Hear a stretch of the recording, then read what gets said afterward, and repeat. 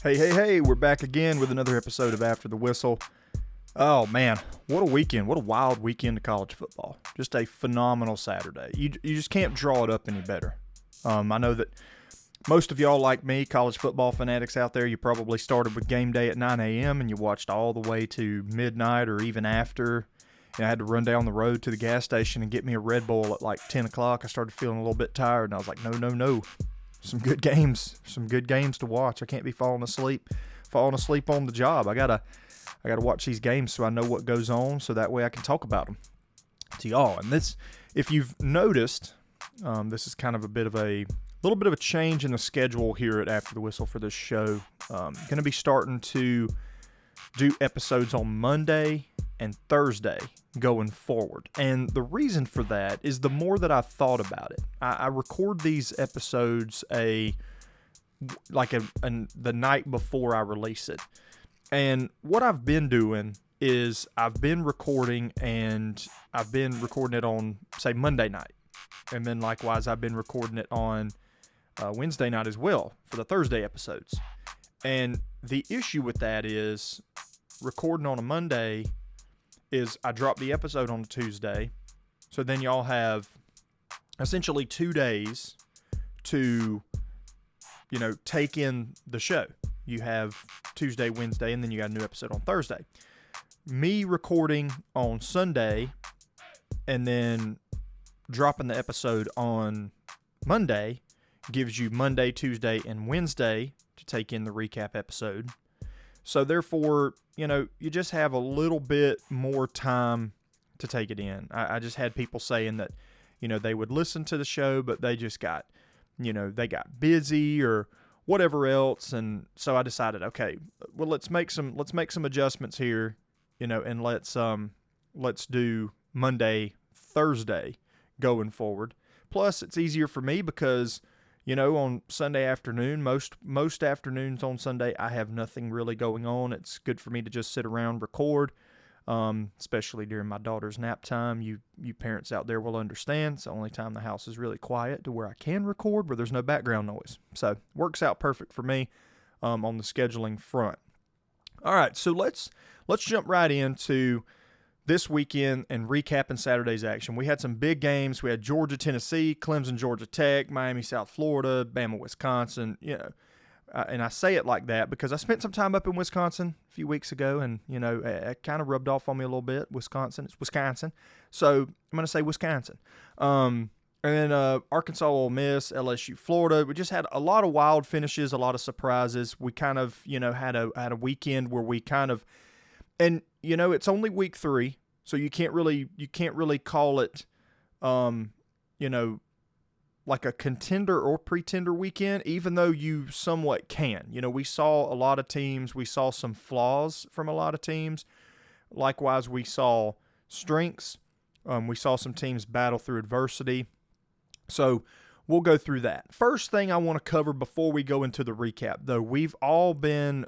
I feel like at times, I talked about this a couple weeks ago on an episode, that a lot of times in college football, we fall under the spell, or we fall under the trap, or, whatever you want to call it, of really overhyping a player before we really get a good enough sample size to judge them and say, they look, they're a good player or whatever else. And the case I'm trying to get at here is I'm trying to get at everyone that pumped up Arch Manning. Now, I'm not saying that Arch Manning's a terrible player, so take this with a grain of salt if you're an Arch Manning fan or if you're a Texas fan or whatever else. Take this with a grain of salt, but I'm going to be honest here, and I'm going to be blunt.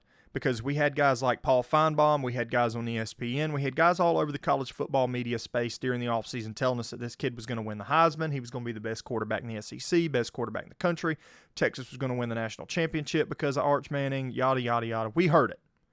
Well, now here we are, and it's quite telling to me that when Arch plays competent defenses, he looks terrible.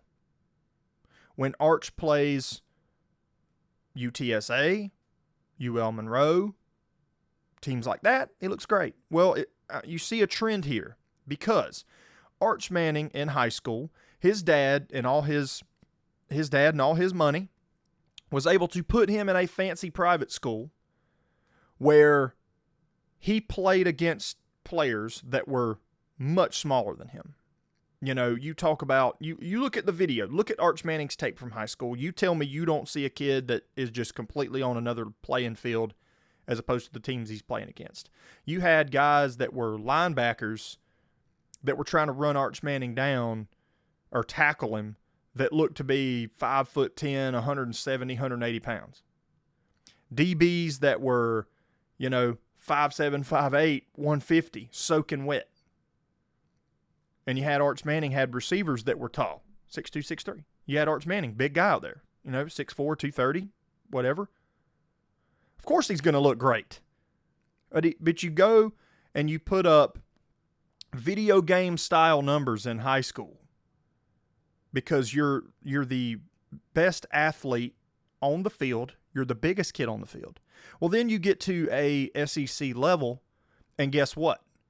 Everybody on that field is as good as you. There's no separation anymore. You have to work hard. You have to earn it. There's none of that anymore where it's just, I'm just more physically gifted than every player on the football field. Because the crucial thing for Arch Manning that he's got to learn in this league is you're big. You're 6'4", 230. There's a lot of players that are that size. Likewise, there's also a ton of people that are just as fast as you. And in the SEC, a lot of defensive ends can run the same 40 time that you have. There's no separation between you and them anymore. And this is why I will preach that when you're in those development years as a quarterback, receiver, running back, whatever, competition matters. Who you play against in high school matters because it prepares you for the next level. You always wonder why a lot of these teams, a lot of these kids that are 4- and 5-star recruits that come out of these Atlanta metro area schools, Grayson, Buford. You look at teams like, even through some years here recently, you had teams like, you had teams out of that metro area. I mean, you can't even name all of them. I follow high school football decently enough to understand the recruits, but, as it comes to high school football, don't really, follow it that close enough to, call those out. But what I'll tell you is, you look at those kids coming into the SEC or even college football for that matter, not just the Southeastern Conference, they're a lot more prepared for the level of physicality and the level of play that they have to do when they get to that point. Arch Manning, still to this point, looks like a deer in the headlights. He looks way in over his head. And, I had a post that, got a little bit of traction on Twitter, and, a lot of people just kind of couldn't really wrap their heads around it. But, I had some DMs about it, and I had some people say, you're being a little bit too hard on the kid there. I think he's going to figure it out. I'm not saying that Arch Manning can't figure it out. I'm just saying that the signs are very troubling. If I'm if I'm Steve Sarkisian, or if I'm a Texas fan, the signs here are very troubling, to say the least. It's like I said on my post. I said the sad truth is daddy's money puts you in a fancy private school where you didn't have to face real competition. You were the biggest and most athletic kid on the field for 4 years in high school and put up video game numbers. Now you're in a league where your size and all puts you on a level playing field, and the world is seeing you're just average at best. Without Manning on the back of your jersey, you'd probably be a QB2. The competition you face during your development years matters. And that's in response to Arch Manning after the game against UTEP, which he played horribly, saying, I've got to play better. I know I'm better than this. Well, if you know you're better than this, that's great. But from a standpoint where I'm analyzing you and looking at you from afar and watching you play these games, you're not that good, man. Like, you've got to get better. You need to get back to the drawing board on some things. For one, the sidearm action, if I'm his QB coach, I'm telling him to stop that immediately. I do not understand why a lot of these quarterbacks in this new age, they feel like they have to throw sidearm. These kids now, they watch way too much Dak Prescott. They watch way too much, of these quarterbacks in the NFL, and they think that they can mimic the same throwing motions and mimic everything else to these as far as these players go. And that's not the way it needs to happen. Arch Manning, I've personally watched him try to throw a slant sidearm. For what reason? For what reason are we throwing sidearm? I do not understand it. You're not as accurate throwing from a sidearm position. You don't get as much velocity on the football from a sidearm position. That's proven fact. So I don't understand why we continue to do it. And I'm not going to jump too much on Arch Manning here. I'm just telling y'all my thoughts. I don't know. It's to a point now. I don't know if y'all see the same things that I'm seeing. I just don't think he's that good. I think he can get better. Everybody can get better. Everybody can improve. But at this very point, I don't even think he needs to be in any kind of Heisman discussion at all. I think as far as like quarterbacks in the SEC, we talked about, he might be top 5. I don't even think he's top 10 right now. He does not look good. I name you. There's not top 10 in the SEC as far as quarterbacks. Top 40, top 50 in the country. He's probably not even there. He doesn't look good. And like I said, if it wasn't for that name on the back of his jersey, the media and most people in college football would not be pumping this kid up as much as they are. But that's the sad reality is he wasn't prepared. He wasn't prepared for this moment. And, unfortunate, but that's where we are. So, recapping the games. Let's get off the soapbox. Let's get into recapping some football. I know that's what y'all want to hear. I've already used about 12 minutes of the podcast talking about Arch Manning because not that I have a soft spot for it or anything like that, but I feel like I'm frankly sick and tired of hearing how good the kid is. But moving on. So the first game I picked last week in the prediction show, Georgia-Tennessee. And, man, this one did not disappoint. And I'd like to say, to start this segment out with the predictions and starting the Georgia-Tennessee segment out of this, I would like to say shout out to all the Georgia fans that didn't think that Gunnar Stockton had what it took to perform in a big game and throw the ball down the field. Because after watching that game Saturday, you look like an idiot. Like, all I said was, in the last 2 weeks, Gunnar's been missing some reads, which is true, but nothing ever made me think that he wasn't the guy for the job. And Georgia fans here recently, Georgia fans have turned into the Alabama fans of when Alabama was so dominant under Nick Saban. Georgia fans have turned into that prototypical fan that when a player's not performing, they automatically think the guy behind them's better. This is just the way it is. And, Gunnar missed that throw. Gunner's not good. We need to put Puglisi in. I mean, if you don't know ball and you don't understand it and you don't know football, just say that. But I'm telling you, Gunner's the guy for the job. He looked great Saturday. Looked great. There's nothing. He was very well handled, very well equipped for the moment. Great game plan by Mike Bobo put forward. Shout out to all the Bobo haters. How's that foot taste? Because he called a good game plan Saturday. Very good. I had no complaints with me whatsoever with calling the football game. We executed at a high level on offense because 9 times out of 10, that's what it comes down to, guys. You can try to blame and finger point Mike Bobo all you want, and that's the cheap way out, but we're not going to sit here and, to me, you're not going to sit here and try to convince me that, Mike Bobo was the problem or was a problem Saturday. The offense looked great. Execution is 90% of the battle, really. Players have to execute. Now, if I'm looking at Georgia from a fundamental standpoint, the right side of that offensive line is still a grave area of concern. I mean, an area of grave concern, I guess is the better way to word that. They don't look good on that right side. Right guard, right tackle is a extreme liability for Georgia, and they showed it as well on Saturday against Tennessee. That right side of that O-line continuously got beat and outworked. And to me, that could be a problem going forward when you start to face a little bit better competition, have better front sevens. But recapping Saturday's game, Georgia pulls off the win in Rocky Top in overtime, 44-41. What a game. Tennessee looked great. I know I picked this game to be a little bit more low scoring. I mean, I really thought, 27-17. I didn't think this game would be a back and forth shootout style football game, but I was proven wrong. This game ended up being just really just a shootout at times. It was one team would score, the other team would score. Tennessee gets off to a hot start again, which is pretty much what we've come to see is on script with the Tennessee Volunteers over the last few years playing Georgia. They start off really hot. They start off really fast. They score. They get up. Last year they were up 10-0 in the blink of an eye. This year at one point it was 21-7 in the blink of an eye. And Tennessee just jumps out. I feel like there's a lot of emotion. And the problem with that is, guys, is, we've learned as Georgia fans that there's no reason to panic. Yet I still see Georgia fans panicking online. Tennessee gets up 21-7. I see Georgia fans online, man, they're about to beat us 56-10. If this game has taught you anything over the last few years and over the last 8 years, now 9 years of beating Tennessee in a row, it is that you should never panic when it comes to this football game. Never.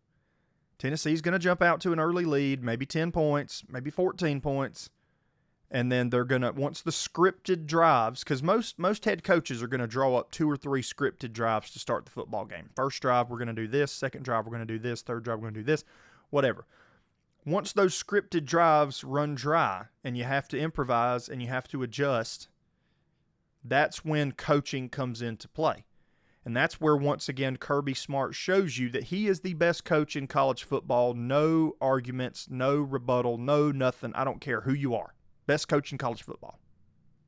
Like, that's not even up for discussion. If you argue that point with me, I'll delete your DM. I'm not even going to entertain the argument with ignorance. I'm not. Best coach in college football, making adjustments. Georgia made the adjustments, got back into the football game. It was really a tale of Georgia settling in and owning the second quarter. And then, but to me, hey, Joey Aguilar's not a bad quarterback. He looked great. I know I said in last week on the prediction show when I was talking about him, I said, this might be a situation where Joey Aguilar might, he might find out really quick, like, welcome to the SEC. He might struggle. Well, he did have a welcome to the SEC moment by meeting number 5 Raylan Wilson on the outside trying to run, but I feel like he handled the spot pretty well. Looked very comfortable. The issue with what I saw with Tennessee is it looks like an offense that very well has to be in rhythm. It's not an offense that can really just do whatever they want whenever they want, if that makes any sense. What I saw from them was they have to be in rhythm and they have to rely on tempo. Because the plays that they really beat Georgia down the field was on tempo plays where they would, get a first down, or they would really rush the snap and really get it, and they would beat Georgia over the top. Chris Brazzell had a heck of a football game, 177 yards receiving, I think, for that guy for Tennessee. Just really dynamic receiver. I mean, just beat our guys. They were trying to match him up one-on-one. I think one time he beat Ellis Robinson, and but at one point he beat everybody. I feel like he beat Daniel Harris one time. I think he beat Dalen Everett one time. I think he beat Ellis Robinson. I mean, our secondary really didn't have an answer for him, except for when Tennessee had to slow the football down, slow the game down. They weren't relying on tempo. But Tennessee, when they're rolling, when they're clicking, that's a dangerous offense. And, I think a little bit of a hot take here going forward, but I think you could make the argument Saturday that we watched the best 2 teams in the Southeastern Conference play against each other in Georgia and Tennessee from what I've seen so far.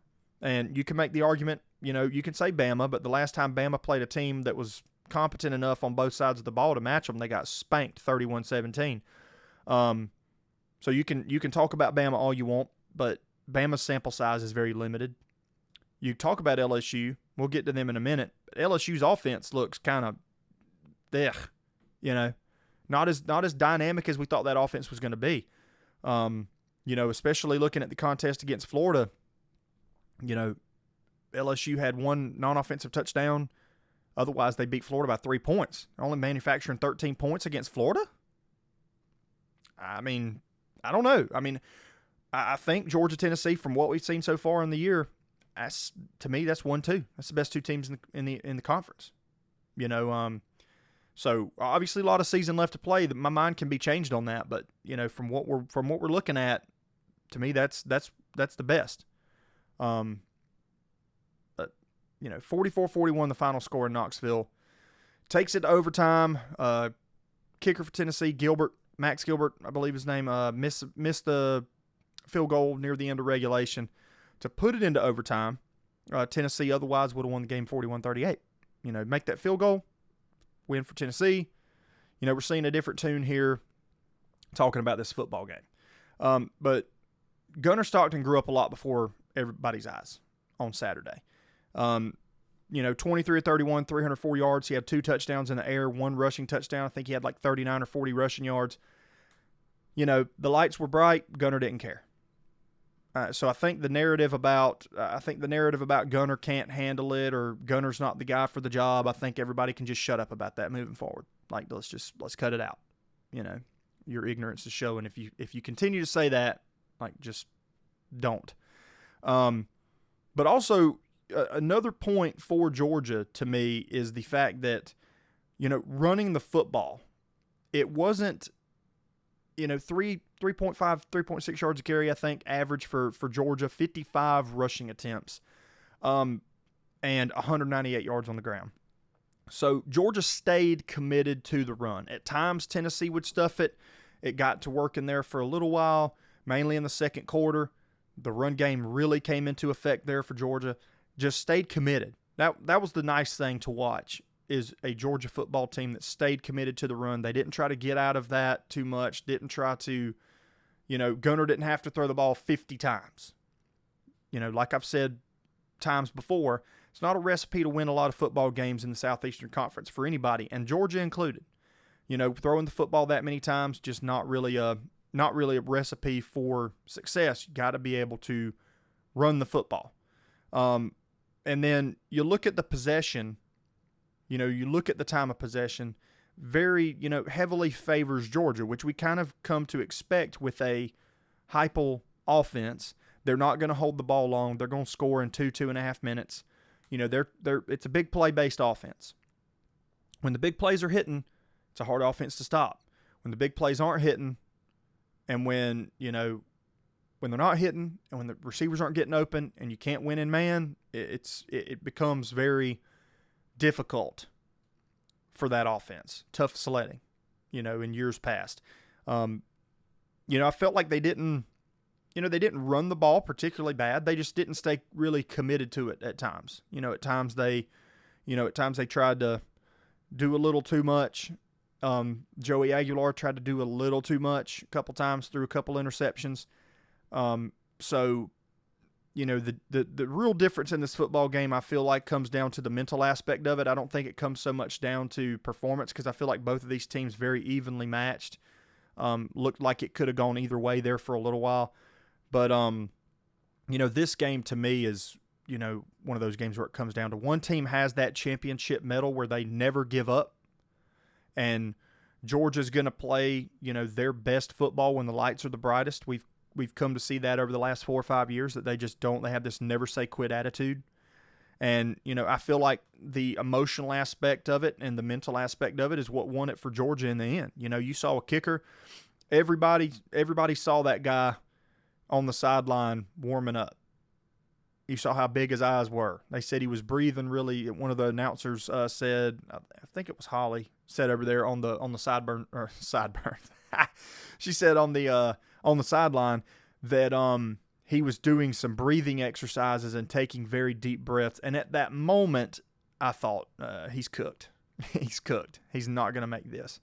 Never a good sign when your kicker's on the sideline, pacing back and forth, taking really deep breaths, and the sideline reporter is actually saying that he looks freaked out by the moment. Never a good thing. And I think that's what the game finally ended up coming down to. Predictions way off. I had 27-17, obviously, but either way, Georgia walks out of Knoxville with a win, and they have a week off, bye week coming up for Georgia, and then they they have Alabama coming to Athens the following Saturday. So another big contest coming down for Georgia here in just a couple weeks. One of the surprises of the day, not much surprise. A lot of people had this team on upset alert. I had them on upset alert, talking about them, on the prediction show, and that was Clemson. Georgia Tech ends up beating Clemson, and, it was one of those things where Dabo proves that in these moments, sometimes he chokes away some big moments sometimes. And what I mean by that is this, before the Clemson fans come after me, Georgia Tech's running, 16 seconds on the clock, I think. They start to do the rotation. They start to bring the kicking team in to kick the game-winning field goal. Tied 21. Dabo has 3 timeouts. Why not use one? That's one thing that left me scratching my head after that football game as I'm sitting there thinking, for a guy that's been a head coach as long as Dabo Swinney's been a head coach, the piss-poor clock management that we saw from Dabo Swinney is just glaring. Like, why not call a timeout? Make the kicker at least think about it. If you call a timeout and he comes back on the field, they come back on the field, he gets it, so be it.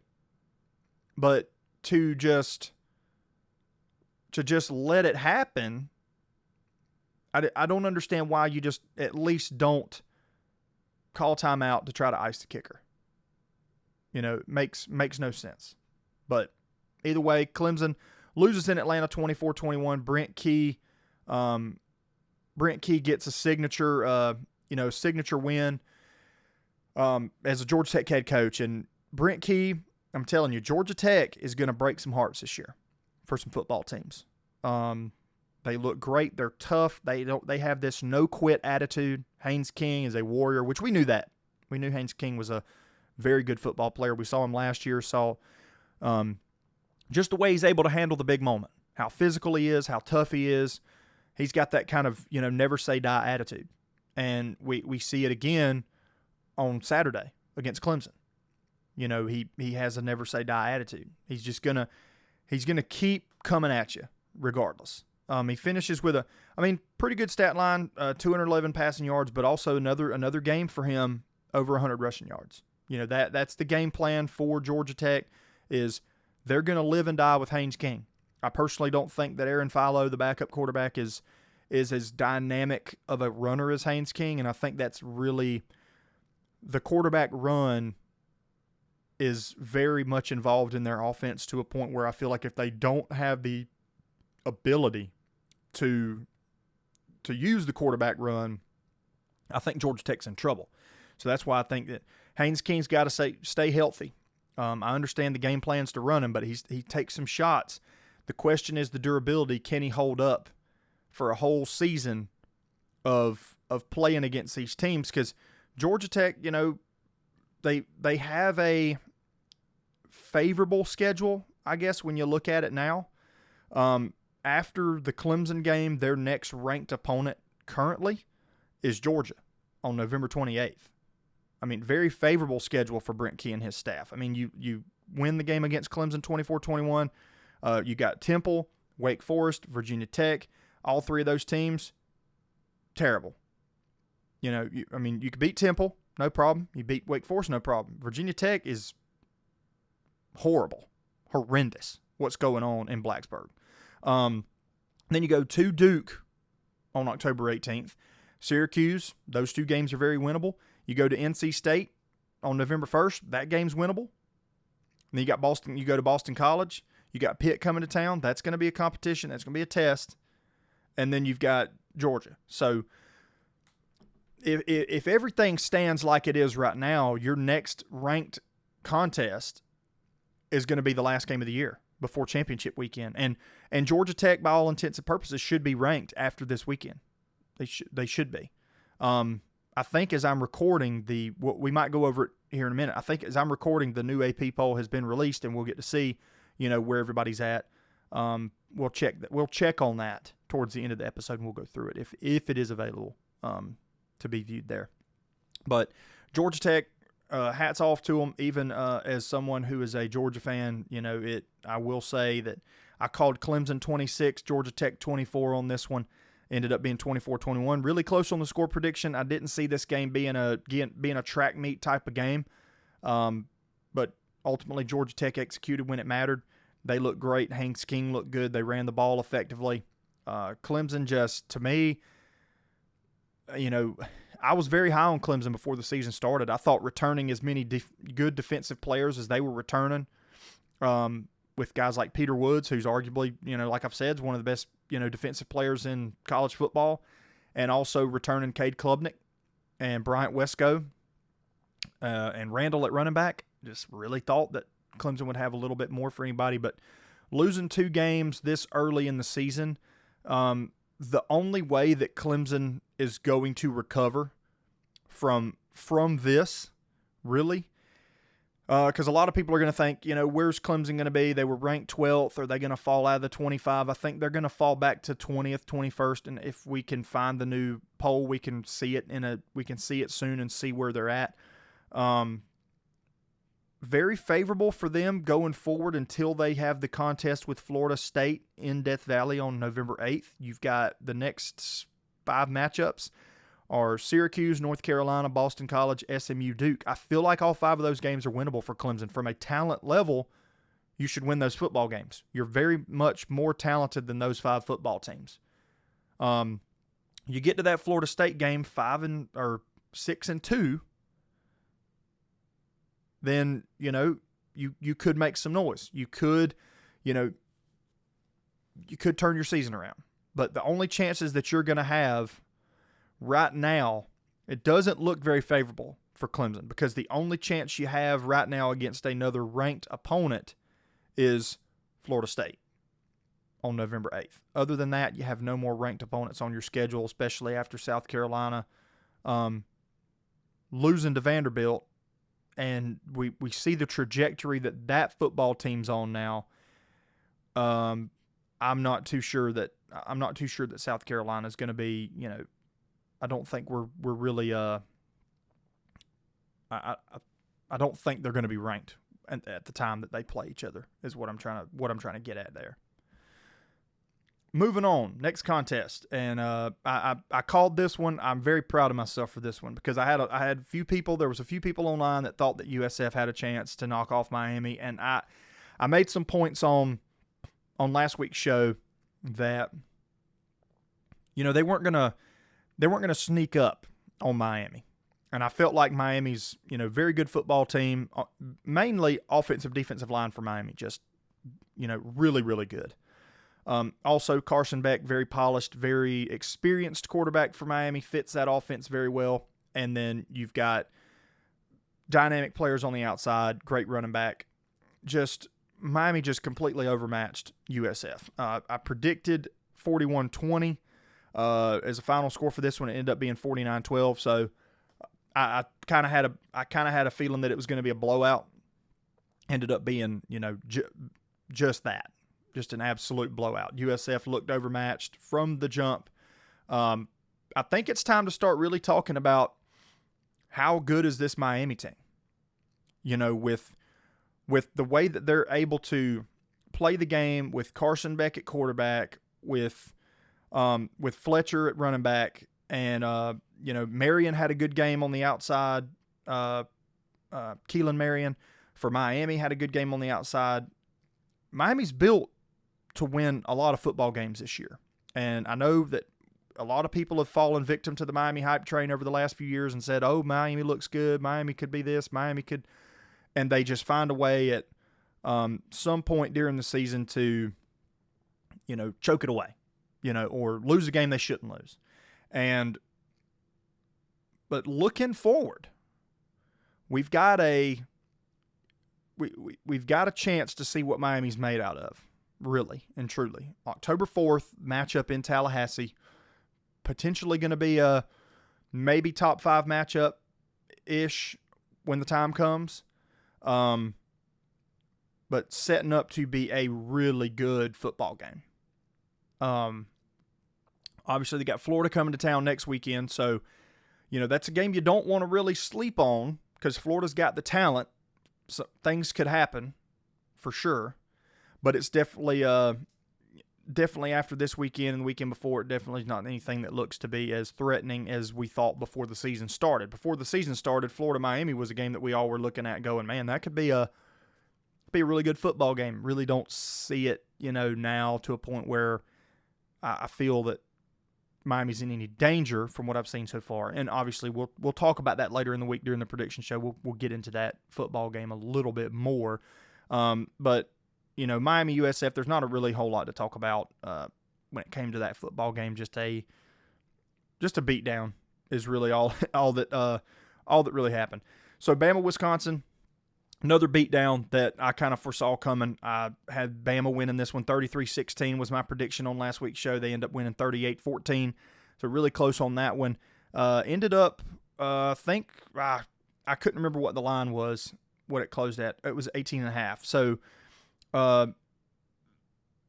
So they did cover. Okay. Well, they did cover. Well, I didn't know if they would cover or not. I felt like it was still going to be, a multiple score win for Kalen DeBoer, Ty Simpson, and this team. But Wisconsin's just not the Wisconsin that they have been in the past. We've seen some really good Wisconsin teams, but this one, terrible. Luke Fickell, this Wisconsin team, we've seen no signs of real improvement, over the last few years since he took over. The question remains, how many chances do we give him? How much more time do we give Luke Fickell to prove to everybody that he's the guy? I think that's a question that really needs to be asked. If you're a Wisconsin fan and you're listening to this, and you have the questions too. I mean, what are we talking about? Because at this point in his tenure at Wisconsin, we should start to see some improvement. But they've played Alabama now a couple years in a row as kind of that litmus test style game. Last year's beatdown looked about the same as this year's beatdown. We're not seeing any growth. Seeing the same problems, just defense that has all kind of holes in it. I mean, I don't know. Do you fire Luke Fickell? Is he good? Is he, the quarterback plays horrendous. Couldn't really run the football. Same problems you had last year. Ty Simpson for Alabama just lights you up. Secondary's leaky. Like, terrible. I mean, I think it's time to have some really serious discussions in Wisconsin about the head coach, because I don't think Luke Fickell's cutting it. Sound off if you're a Wisconsin fan and you think that, but Alabama's definitely trending in a good direction, heading to that matchup in Athens here in a couple weeks. Everybody will really find out, where Alabama's at here in just a couple weeks. And, it's going to be a monumental game to find out, if, like I said, I feel like Georgia, Tennessee could be the best two teams in the SEC, but, Alabama could have something to say about that here in a couple weeks, and we'll find out. But Alabama, having only played Florida State, we don't really know what they're working with, because Florida State beat them so badly. We don't understand how, where Alabama is on this spectrum here. They kind of middle of the road? Are they better than middle of the road? Are they good? Are they a really good football team? Are they not that good? Well, good thing is we got these measuring sticks. We got these measuring stick games coming up for Alabama. Arkansas Ole Miss turned into a lot more of I would say more, not a blowout. Ole Miss winning this game 41-35. But definitely was a football game to me where for a minute it looked like they were going to score it looked like each team was going to score 60 points. It really did. I mean, Ole Miss scores 24 in the second quarter, followed in Arkansas, scores 21, 28, 31-28 at halftime. I mean, it was just points. Ole Miss did what they do the best. Ole Miss kind of making a quarterback change. Going with Trinidad Chambliss, who, Austin Simmons been kind of a turnover guy, been a little bit of a turnover machine. Lane Kiffin and his staff ultimately, I guess, make the call to turn the reins over to Chambliss, and Chambliss looked really good. I mean, looked really good, y'all. Threw the ball very well, 21 of 29, 353 yards and a touchdown. Also added 15 carries for 62 yards and 2 touchdowns. Man, I don't even know if we have a quarterback controversy in Oxford, Mississippi anymore. I think the performance on the field this past Saturday from Chambliss, I think won him the job. I really do. Ole Miss looked great on offense. They looked like they were clicking. It looked like a Lane Kiffin style offense. It really did. Austin Simmons has kind of been a little bit of a over the last few weeks. He's been kind of the brakes, so to speak, to that machine on offense. He's kind of slowed them down a little bit, and watching Chambliss play the way he was, and Harrison Wallace at receiver, just a phenomenal talent as well. They really just played their brand of football, and that's very explosive. Gonna beat you deep, gonna beat you over the top. We're gonna play tempo. Ole Miss looks good. Ole Miss looks really good. Now, with the quarterback change, with Austin Simmons at quarterback, Ole Miss really wasn't impressive. The defense still has a lot of questions. Still a lot of holes in that defense. That's the big question mark for Ole Miss going forward is if it comes down to their defense stopping somebody. I feel like if they get into a real track meet with another high-powered offense, I don't think that we can rely on that defense to stop somebody when it matters. Just based on what I'm seeing.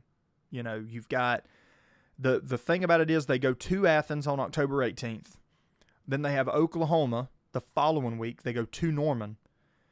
They just have a decent stretch of games there, 2 games in back-to-back weeks where I feel like the defense is going to have to make some adjustments. Not to mention the Ole Miss game on September 27th that they have coming up. Don't sleep on that Tulane game next weekend either. We'll get into that one in the prediction show probably later next week or later this week. But don't sleep on the Tulane game either. But Ole Miss's defense is an area of concern for me watching this football team. They look great on offense, especially now with the quarterback change.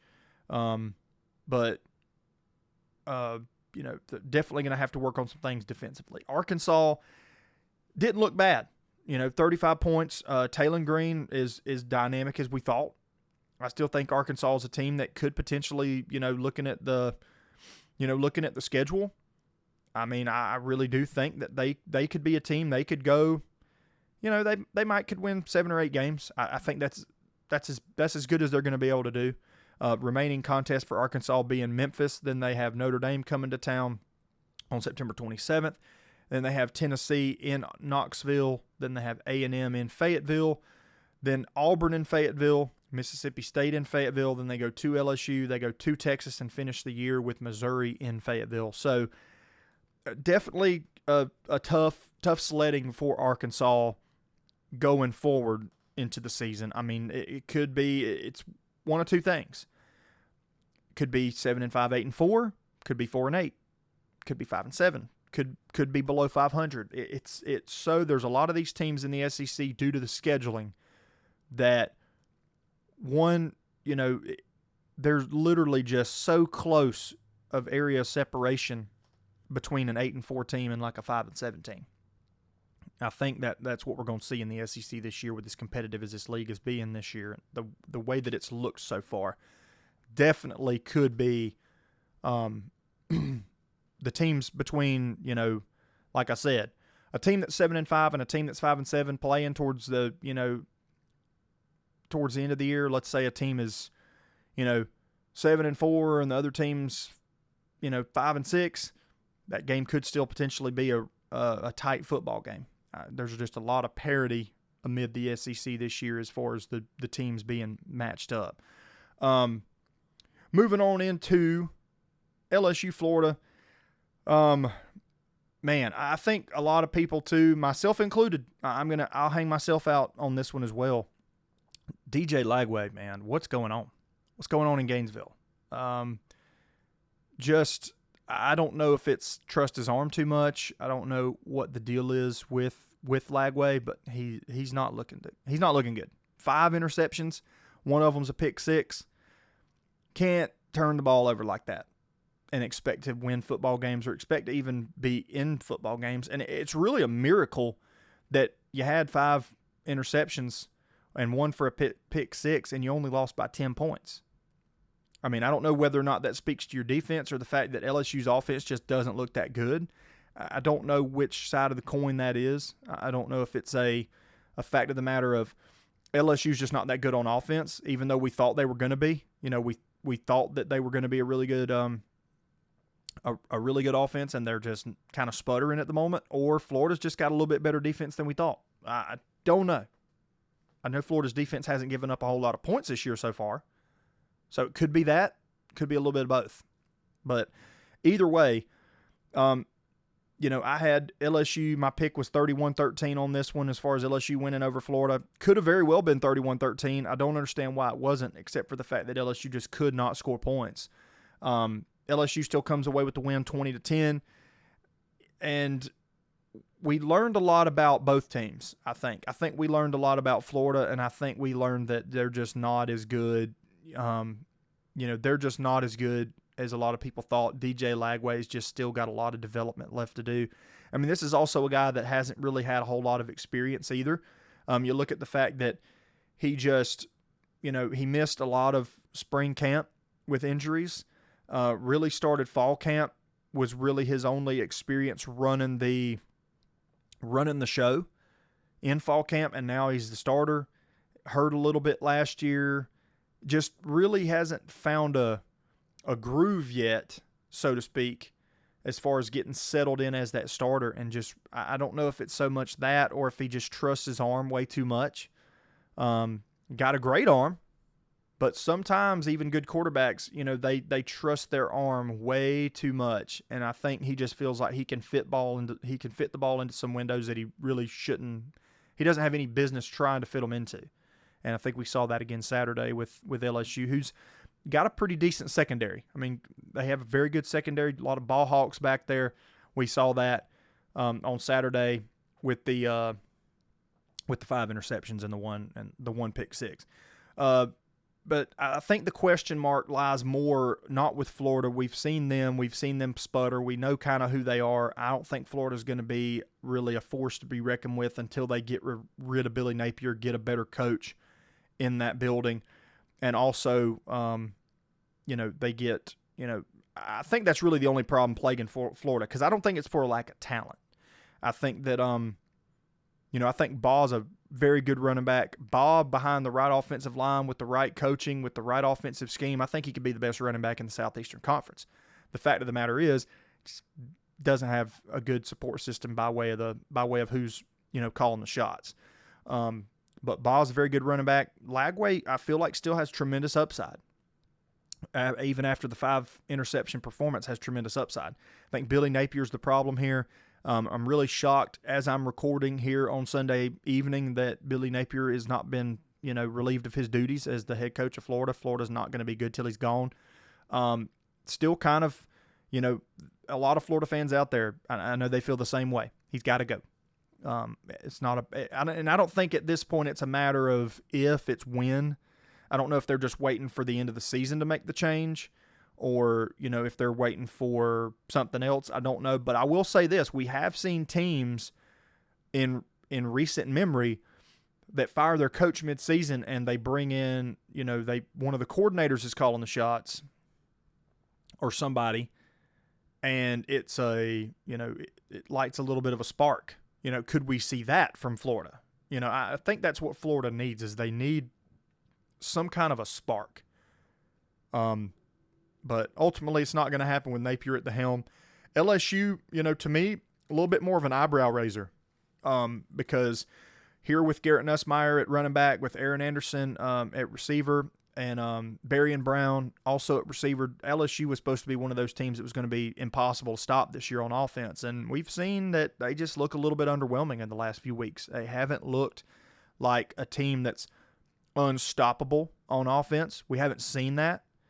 And there's a lot of question marks. I really don't think, looking at LSU, I don't think this is a top 5 team right now. I really don't. I think we jumped the gun on them a lot too. I think a lot of the AP voters jumped the gun on them too quickly.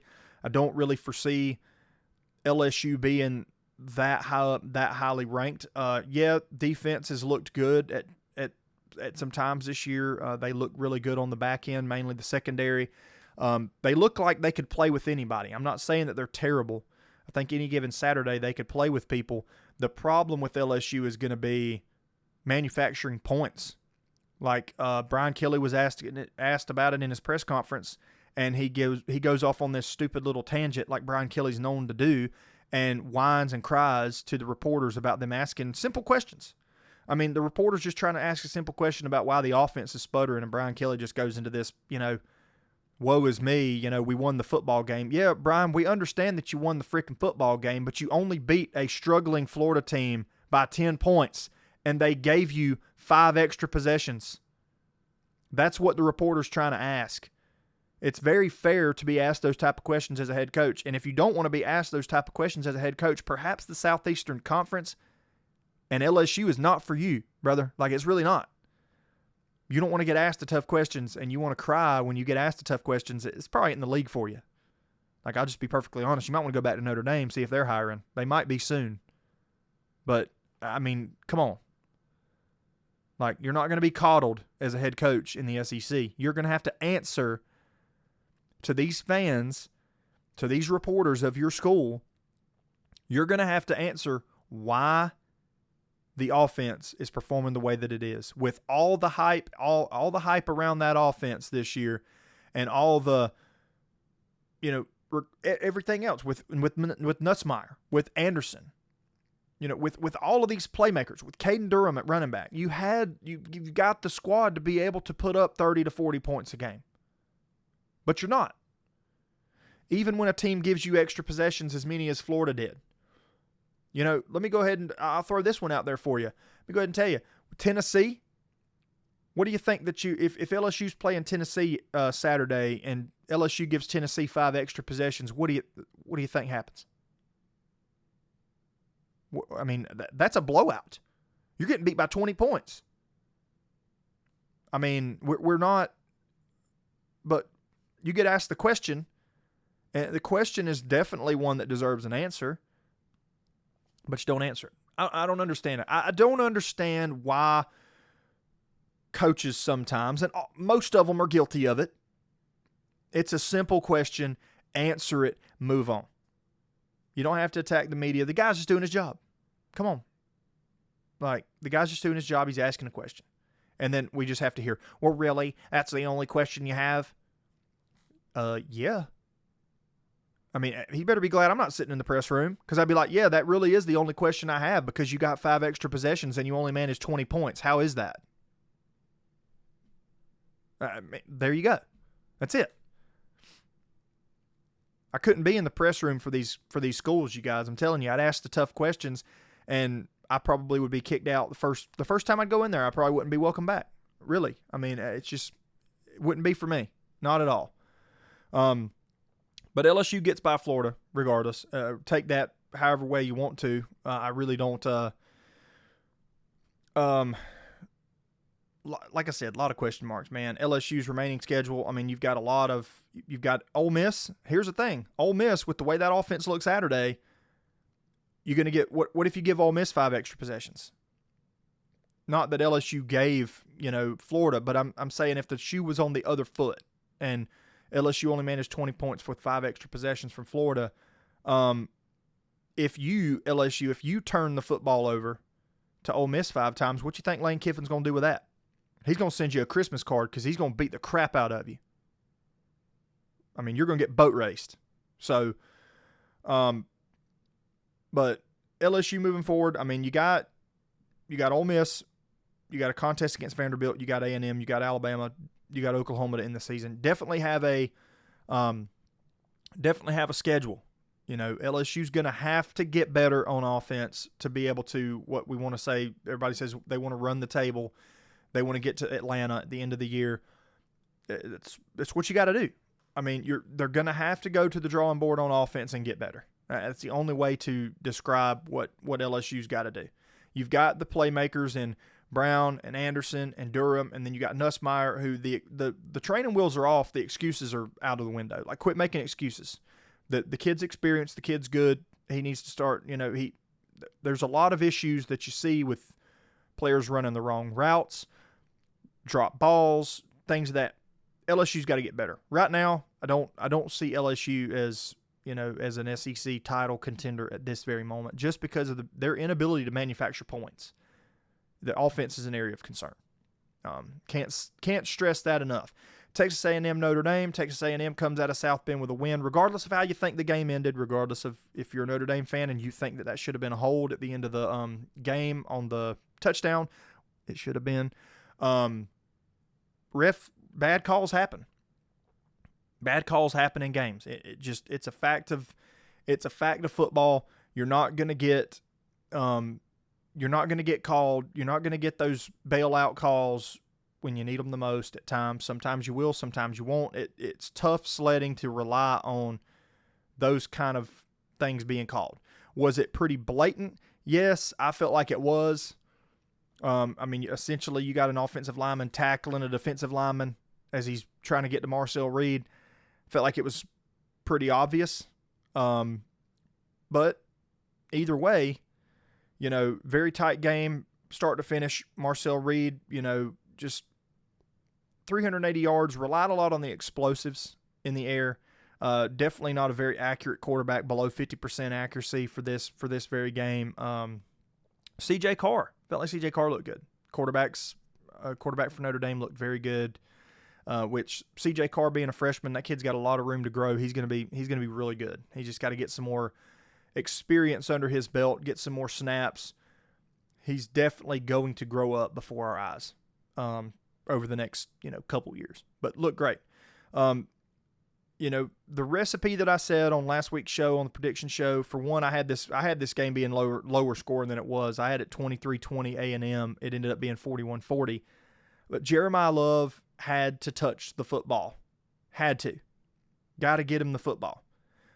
Ended up having 23 rushing attempts. That's more like it. That to me, that's the game Notre Dame needs to play. Now, you come up short against A&M, but could have gone either way. Game could have gone either way down the stretch. But in order for Notre Dame to have a, more competitive football team, you got to put the ball in the hand of your best player. Your best player wears number 4 and plays running back. You got to go with him. And likewise, you got Jadarian Price there backing him up as well. Jadarian Price is no slouch. Those are your two, to me, that's your two best players. Give them the football. By any means necessary, give them the football. I don't care if you have to run them out of the backfield and throw passes to them. I don't care if you have to hand it off to them 25 times. Like, you gotta get to that point. Got to give them the football. Here we are again, early in the season. We're having another discussion, and I've already seen the discussions online, on Twitter, Facebook, wherever. Notre Dame making the playoff. Are they out of playoff contention? Well, I'm going to go ahead and tell you, I'm not going to comment on it just yet, because I learned my lesson from that last year. Like, we wrote them off. A lot of people wrote them off after the Northern Illinois loss, because we thought that should be an automatic disqualifier. We're like, well, they should, that should be it.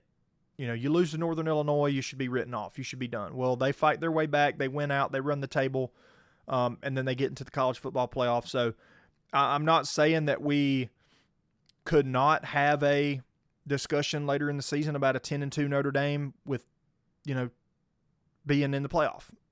I'm really not ruling that out. But Notre Dame's going to have to get a lot of help. I don't think it's going to be – last year they had the one loss. This year it's 2. I think they're going to have a lot of help coming down the stretch to be in that conversation. Because I think they're going to get passed over by a lot of football teams, moving forward. And like I said, here at the end of the episode, I believe the new AP poll is out, so we will go over that, and we'll see how far Notre Dame fell back. I feel like they need to be back at least 22nd, 23rd. Do I think they need to be unranked? You could make the argument for sure, but I think they're going to be, in that 23, 24-ish spot. I feel like it's where they're going to be when we look at that new poll here in just a few minutes. A&M, though, looks good, and that's just it, just good. I think we really don't know about Notre Dame yet. I don't think we know how good Notre Dame is. A&M being a ranked 16th at the time of they play, and I don't think that this win earns them a spot in the top 5. I think, or top 10, excuse me. I think they may be still like 12th, 13th. I'm not foreseeing, I'm not looking at Texas A&M and really seeing a whole lot that's really sticking out. It's really impressive. They're a good football team. They still have a lot to work on. They still have some big contests coming up. And likewise, and the real thing, that was their first real contest. I mean, up until that point, they played UTSA and Utah State and gave up 22 points to Utah State and 24 to UTSA. So the defense is a problem. Here through 3 contests, you gave up 46 to FCS opponents, and then you give up 41 to A&M or to Notre Dame. So you're giving up 86 points in 3 games is definitely not where you want to be if you're A&M, especially with Mike Elko calling the shots, who's a defensive guy. I mean, he really is. But they definitely have a lot of holes in that defense. And coming down here in just a few minutes, or not a few minutes, but a few weeks, you got Auburn coming to town on the 27th. You get a week off, then you got Auburn, then you got Mississippi State, you got Florida, you got Arkansas, you got LSU, you got Missouri. You've got some teams that are going to be playing some offense, and you've got to find a way to stop them if you're A&M. You've got to come up with a way to nut up on defense and get some stops.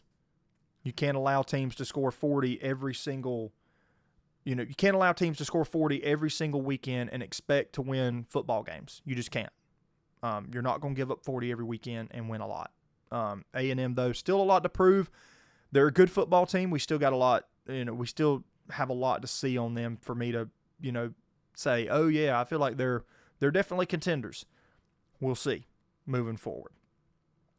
USC Vandy, one of the shockers of the weekend. I had South Carolina win this game 33-24 was my prediction on last week's show. This game ends up being an absolute blowout in favor of Vanderbilt. And Lenore Sellers gets hurt early, gets hit high. Defender for Vanderbilt's called for targeting, sent out of the game. But this is to me, this was a prove it, kind of game for both teams, for South Carolina and for Vanderbilt. We've heard people talking about how good Vanderbilt is. The jury's still out to me. South Carolina with a healthy Lenore Sellers, I wonder how much of a difference that makes. Even still, though, 31-7 is a hefty margin to make the argument that if Lenore Sellers plays, it's a different outcome. Because, I mean, even with Lenore Sellers in the game, they were hanging right there. They were right there with South Carolina, even when Sellers was in the game. Albeit, he wasn't in the game for a very long time.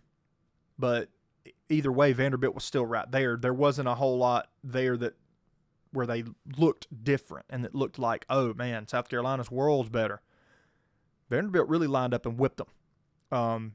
And this is to me, if I'm a South Carolina fan, it's an area of concern. And I really take a step back on this one and look and go, man, this is not good for Shane Beamer. Because if you can't beat a Vanderbilt squad, regardless, yeah, Diego Pavia is good. You can't beat Vanderbilt with that level of talent, with Nick Harbor, Lenore Sellers, with Dylan Stewart on the defensive line. Yeah, you name the talent that they have, and you can't beat Vanderbilt with it. Like, I don't know. Like, I don't know where South Carolina goes from here. It looks very bad for Shane Beamer, who was poised to be in that discussion to be a top 10 team this year after what they did last year, and they were so close, last year. They were literally, just one play away from beating LSU and Alabama last year. One thing goes their way, they win those 2 games. They're in the playoff, and, we saw it this year, and, we look at it this year and we go, oh, man, like, South Carolina's poised to make a little bit of a run here. And here you are, 3 weeks into the season, and you're 2-1. And you're not supposed to be 2-1. South Carolina was supposed to be 3-0 going to Columbia, Missouri next weekend. Now they're 2-1. So we got a lot of issues. But either way, 31-7 the final score there. There's not a whole lot to talk about in that game except the fact Vanderbilt looked really good. I mean, they really looked like a very disciplined football team. They're very well coached. Clark Lee. The issue with Vanderbilt is going to be this. Vanderbilt can do this, and they can go on a good run with a coach like Clark Lee. They might go on a little bit of a run this year. They might win 8 games. But just looking at their schedule, 3-0 currently. They got Georgia State and Utah State next. They should be 5-0 going to Tuscaloosa on October 4th. They're going to get beat there. And then you've got LSU, Missouri, Texas, Auburn. You've got this 5-week stretch for Vanderbilt is going to be tough, and it could very well be 5 losses. Could be. But you've got at Alabama, LSU at home, Missouri at home, Texas in Austin, Auburn at home. And then you got Kentucky coming to Nashville, and then you go to Knoxville. Vanderbilt, to me, is still a 7-5 team, potentially 8-4. To me, 8-4 is the ceiling for Vanderbilt. 5-7 is the floor.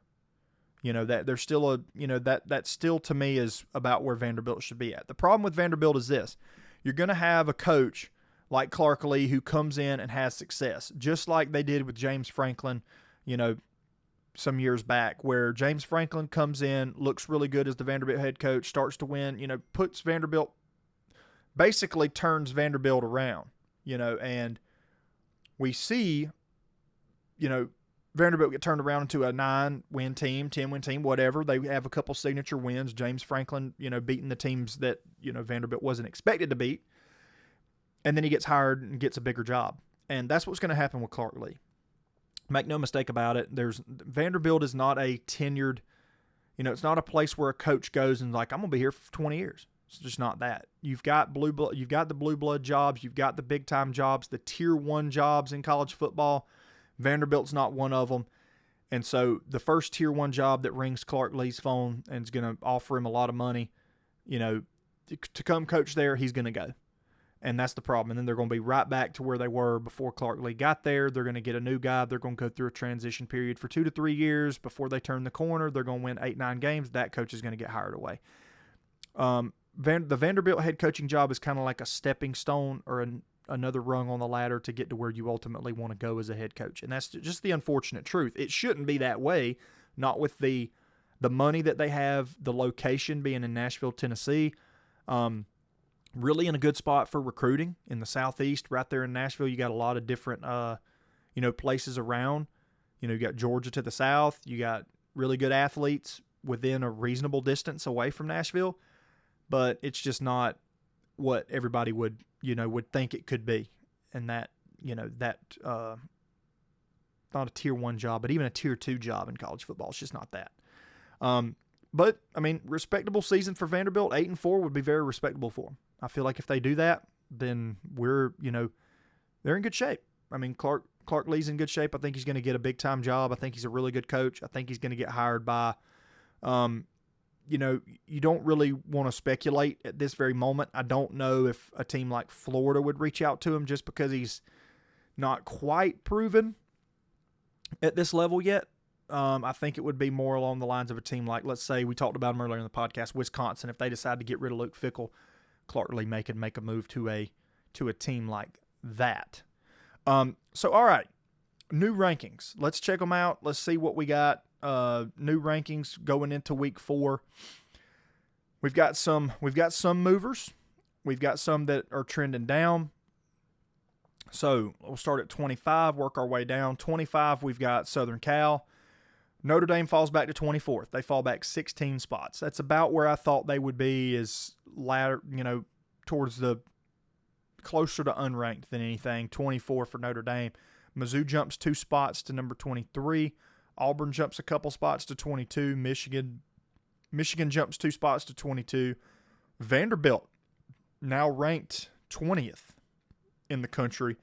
Indiana moves up 3 spots to 19th. Kirk Cignetti's probably fuming right now because nobody respects them, but it's hard for people to respect you when you're beating up on a bunch of nobodies like you were last year. Georgia Tech is also joining the ranks of the ranked at 18. Big time stuff for that school, that institution, and Brent Key. Texas Tech moves up 4 spots to 17th. Utah jumps 4 spots to 16th. Tennessee stays where they were at 15. I feel like that's fair. I remember saying that after the football game. Tennessee could make the argument that they could get moved up in the rankings after a loss. But staying where they were at 15, I think that's more than fair. That's where they need to be. Alabama jumps 5 spots to 14. Ole Miss jumps 4 spots to 13th. Iowa State jumps up 2 to 12th. Still not completely sold on them. I feel like Tennessee, Alabama, Mississippi are better teams than Iowa State. Oklahoma jumps 2 spots to 11th. Texas A&M, a big mover. Wow. They actually go to 10th. So AP voters definitely see something that I'm not seeing because I don't think we're there yet. But either way, Illinois still stays pretty much as overrated as anybody as anybody else in the country at 9th. Don't get that one at all. Texas drops 1 spot to 8th. Florida State moves up 3 spots on a bye week. Surprising. They go up to 7th. I don't know how I feel about that one, but either way, Texas doesn't look better than Florida State. So Florida State's better than Illinois, 100%. So maybe the justification for that is just that Texas and Illinois aren't as good as Florida State, and that's why they move them up. So understandably so. Oregon at 6th. They go back 2 spots. Georgia moves up 1 spot to 5th. Miami moves up 1 spot to 4th. We got LSU stays at 3. Penn State stays at 2. Ohio State stays at 1. A lot of this is going to play out in the wash. New AP rankings there. But definitely some questions. I definitely do have a few questions. We'll go over this more. We'll see it more, I guess, later in the week. We'll play out. We've got some ranked on ranked matchups next weekend, which we'll get into on the prediction show coming up later in the week. But I'd like to say thank you all again so much for tuning in. It's really we're definitely tracking. I don't know if y'all can't see the statistics, but I can of the show. We're definitely trending up. It's really nice that we're seeing the listener count continues to climb with every episode, continues to get up. Great. It's good for me. I like it. I just love sitting here talking college football. I try to keep my episodes at 50 minutes, but y'all see the counter here. It's going a little long, which had a lot to talk about. So obviously had a lot to talk about and a lot to give my opinions on. But tune in, stay tuned in, stay locked in. Later in the week, Thursday prediction show for week 4. We'll go into some key matchups for week 4. We'll see who's what we think is going to transpire week 4 as we continue to see this college football season take shape as we inch ever so closer to the first set of college football playoff rankings. At that point, the AP won't matter. We'll get into the college football playoff rankings. We'll see where everybody's at. With every week that passes, we're already getting closer and closer to seeing where we're at. 25% of the college football season already behind us. Feels weird, moving fast, hate it, slow down, please. Time slow down. It's like if anybody out there, you're a father, you're a parent, you understand that. Time slow down. That's where we're at in college football as well. Time, please slow down. And I want to relish in college football. I want to watch as much as I can. So need it to just move a little bit slower, But catch y'all Thursday, prediction show, week 4. I'm out. See y'all next time here on After the Whistle. Bye.